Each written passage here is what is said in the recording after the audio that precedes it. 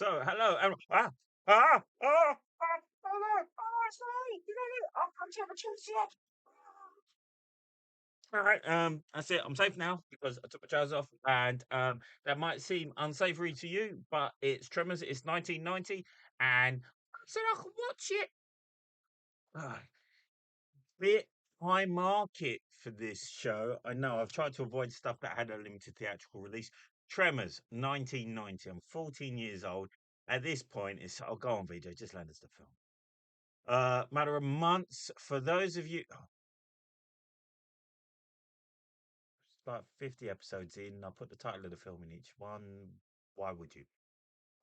Tremors is ultimately the story of Val and the Rosencrantz and Guildenstern of a small town. Um, Out in the desert in America. It's basically their attempt to escape the socioeconomic pressures of just being dismissed as handymen, white trash, even.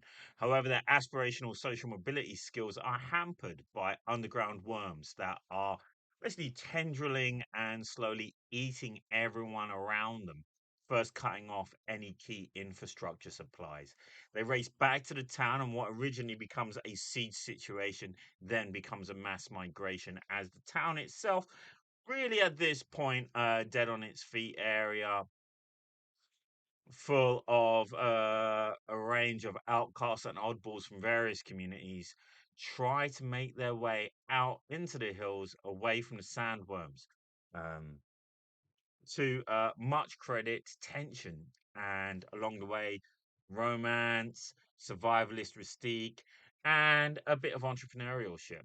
For those of you who understand that with the film, plot twist is really good.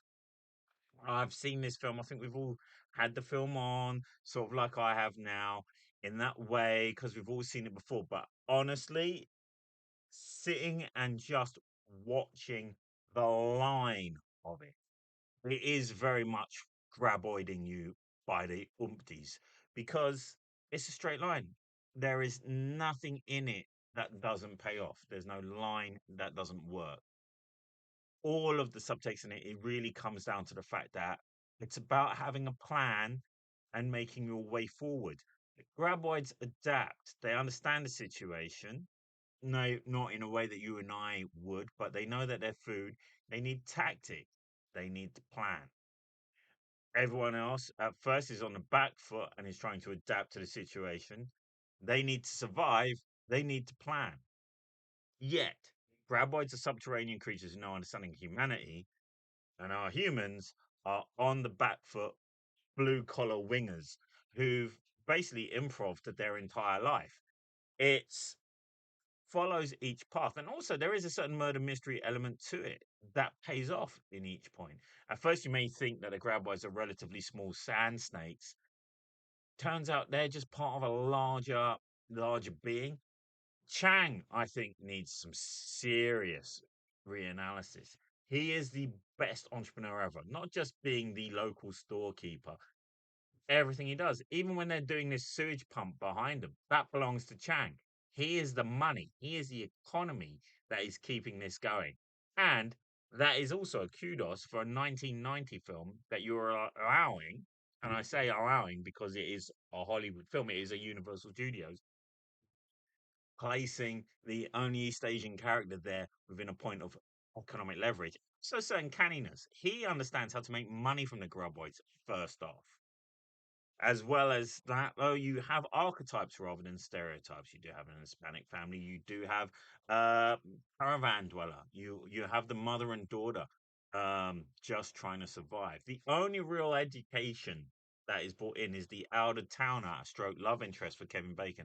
Kevin Bacon, I think, is also classic in this film in an almost Margot Robbie way. In that, you know what, he can be as dumb as a post, but you're trying to play off this idea that he has these unrealistic expectations of what a woman should look like. Well, you know what?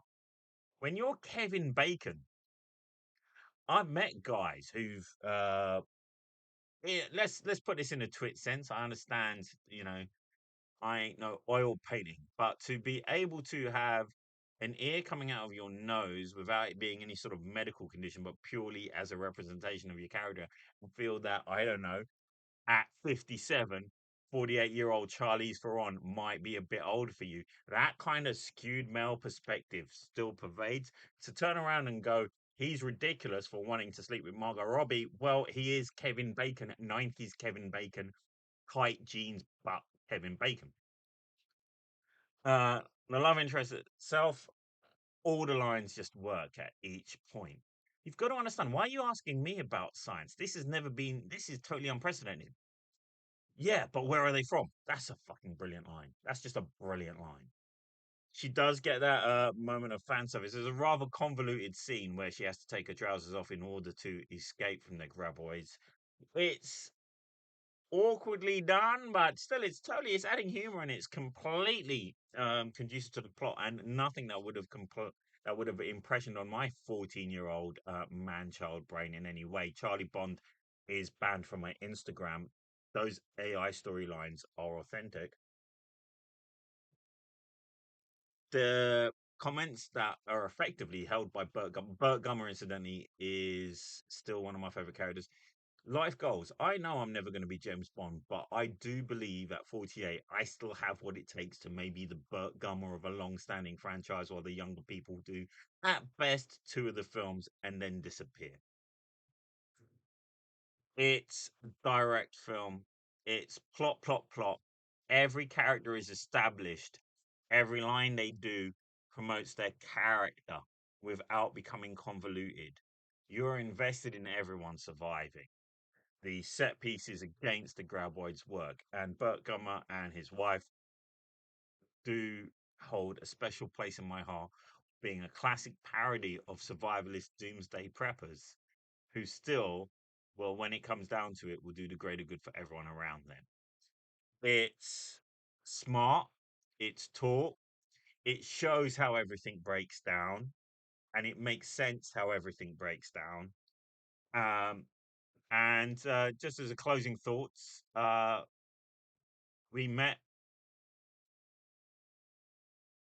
It's kind of hard to say at these points, you know. I mean, we met Fred Wood, and he was just outside, and they have that story. You know, he sadly he's passed away.